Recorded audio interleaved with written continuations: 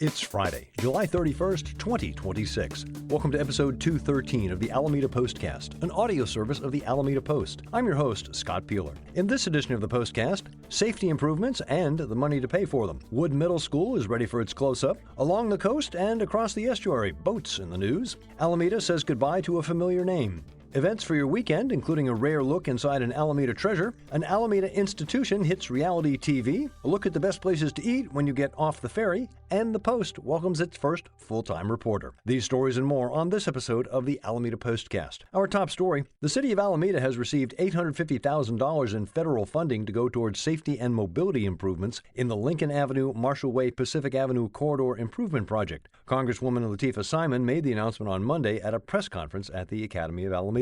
The improvement project targets roughly 3 miles between Alameda Point and the East End, identified to be a high-injury corridor in the city's Vision Zero action plan. Improvements include installing roundabouts, disability parking zones, better lighting, and high-visibility crosswalks. The city's goal is to eliminate all traffic deaths and severe injuries by 2035. Also in attendance at the press conference, Mayor Marilyn Ezzy Ashcraft, who noted the large number of facilities such as schools and parks along the corridor that have made it particularly vulnerable. The funding is part of the $11.2 million that Simon secured for community project funding for 15 community projects in California's 12th Congressional District in February. The money closes the gap significantly toward the project's estimated $20 million cost to complete. Previously, the project had been funded by Measure BB Local Streets and Roads and Developer Impact Fees, and in 2024, the city of Alameda received a $16 million federal grant from the Safe Streets and Roads for All program. Construction scheduled to start in 2028. Full story in Vicki Nguyen's article at alamedapost.com/news. If you'd like to see your tax dollars at work in something you can see and touch now, mark your calendar for next Friday, August 7th at 4 p.m. That's when the Alameda Unified School District will cut the ribbon on the recently completed new campus for Wood Middle School at 420 Grand Street. The ribbon cutting will feature speakers and opportunities for tours. Families and students encouraged to walk or bike to the event. Access will be via the front gate on the new access road across from Rittler Park. The original 3-story classroom building was built in 1965. In 2014, AUSD found that the structure's interior walls, floors, ceilings, lighting, and mechanical systems had reached the end of their service life. Wiring was exposed, asphalt had deteriorated, and the media center and gymnasium were too small. Rather than modernizing the original structure, the design committee chose to rebuild the campus so the layout could be completely reimagined. After demolishing the old classroom building and removing 3 dilapidated portables, contractors drilled 411 80-foot-long concrete piles deep below the site's bay mud fill to provide seismic stability. If you live in the area, you may still be hearing those pile drivers in your sleep. The new facility is a modern 2-story building with 24 classrooms, as well as a new media classroom, gymnasium with attached PE classroom, 4 state-of-the-art science classrooms, complete with eye wash stations, emergency showers, prep rooms, and overhead cord reels for flexible power. The landscaping includes grass, turf, 6,000 plants, and 130 trees,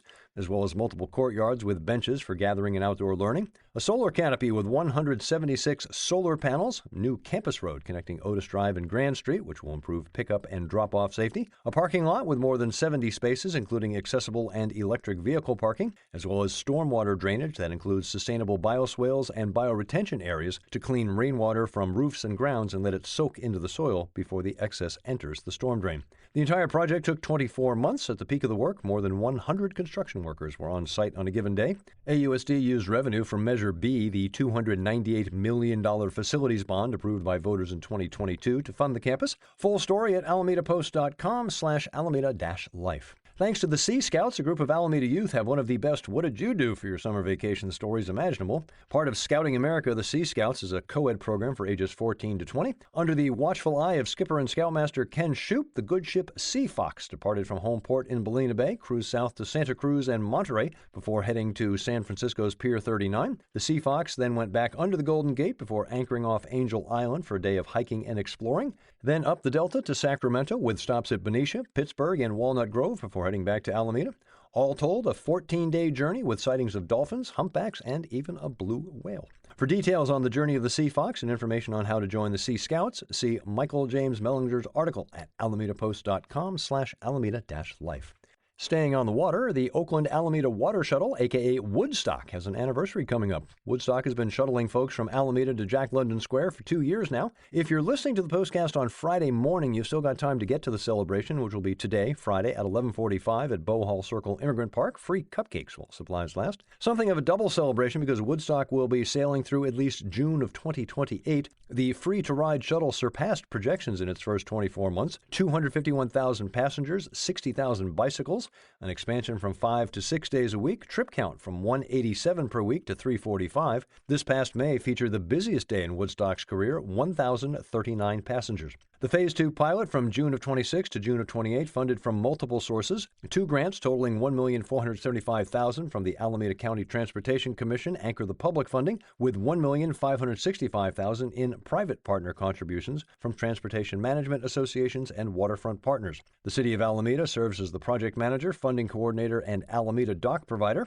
SF Bay Ferry handles the day-to-day service operations and vessel maintenance. The Jack London Improvement District is another contributor, along with the Jack London Square Port of Oakland, which also provides berthing space at Jack London Square. According to City of Alameda, the partnership will continue to pursue key goals over the next few years, including advancing plans for a fully electric vessel to meet regulatory requirements, developing a long-term feasibility study, and identifying sustained funding sources beyond 2028. Full story and sailing schedule at alamedapost.com/news. Longtime Alameda resident Estella Carica passed away on July 10th at the age of 99 in the family home she lived in since 1964. Married to Chuck Carica in 1949, the couple was together for 56 years until his passing in 2006. An avid bowler and then golfer at her husband's namesake course, she was also a staunch supporter of the Bay Area pro teams and enjoyed cooking for her family's celebrations. For 12 years, she was the first lady of Alameda during her husband's tenure as mayor. She leaves behind 2 children, 2 grandchildren, and 4 great-grandchildren. If you'd like to memorialize Stella, the family asks that all donations be made to Alameda Friends of the Parks Foundation. Full obituary at alamedapost.com/obituaries. Lots to do this first weekend in August. Amanda Laird has gathered some of the best in her weekly all-around Alameda column. Saturday at 9 a.m., Alameda Walks embarks on a 2.5-mile out and back from Encinal Beach to Alameda Point Promenade.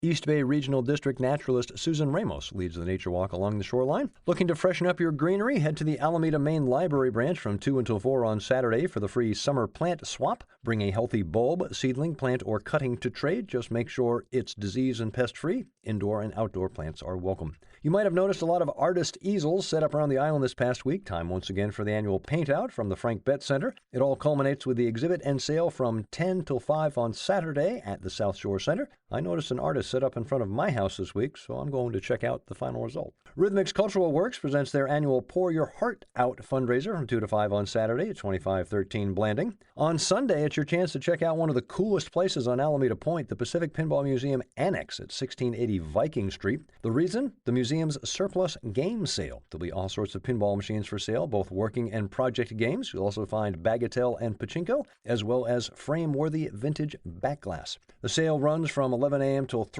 with museum members getting early access starting at 10:30. If you've never seen the Annex, it's astonishing. While the museum on Webster Street has just over 100 games, there's over 10 times that at the Annex. Full details on these events in the all-around Alameda column at alamedapost.com/alameda-life. Another Alameda institution got some national attention this week. The TLC network reality show 90 Day Fiancé has included Alameda native Katie Norbo as she plans her wedding. Her on-camera cake sampling took place at none other than Whisk Cake Creations at 1216 Lincoln Avenue. Chef Henry gets some great camera time. The episode is Season 12, Episode 12, entitled So Help Me God. And Chef Henry shows up at the 2-minute and 20-second mark. The TLC show can be found on HBO Max, Disney Plus, and Hulu, among others. If you want to get to know more about Chef Henry, head to the Alameda Connection channel on YouTube for my interview with him from January 18th. This week, I hope you join me at 8 a.m. Sunday on KCSM HD2 or streaming from kcsm.org. My guest will be Chef Henry's Bay Station blockmate, Mike Stevens,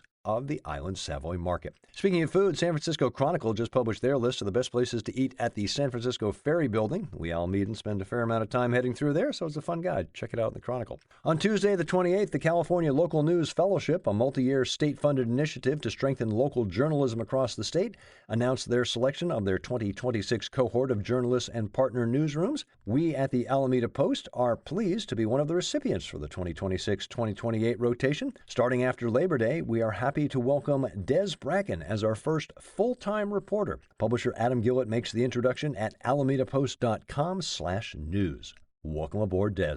Find the Alameda Post on all the social media platforms, now including TikTok. Get the Postcast wherever you get your podcast, or tell your smart device to play the Alameda Postcast podcast. I'm Scott Peeler, back next Friday with episode 214 of the Alameda Postcast.